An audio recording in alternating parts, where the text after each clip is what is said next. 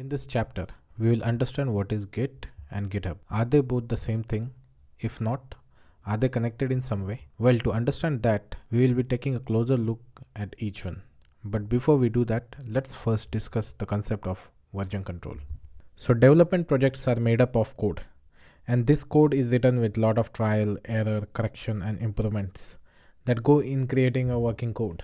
This is where version control comes into the picture. Version control tracks all the changes which are done on your code, keeps track of who did what and when. This allows you to check the history of your code, and it also makes possible to jump back to the past version of the code. Now let's see what is Git. Git is installed and maintained on your local system, not on the cloud. It gives us a track record of our own code versions. Git runs independently on your local machines and doesn't even need internet for execution. There are much more features in Git which I will explain in other chapters. Now let's see what is GitHub. So GitHub is a cloud-based Git repository hosting service.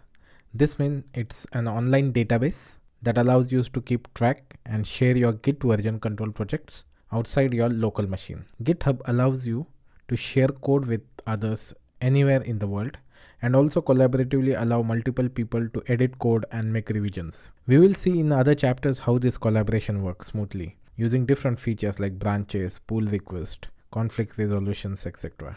There are many similar Git repositories hosting services like GitLab, Bitbucket, etc. I'm sure now you are capable to understand and answer what actually is the difference between Git and GitHub. In simple terms, Git is a version control system that allows you to keep track of your code changes and history on your local machine, whereas GitHub is a cloud-based hosting service that allows you to store and share your Git repositories, that is the code, with people from different locations and allow them to edit and revise your code in collaboration. I hope this helps you understand the difference between Git and GitHub.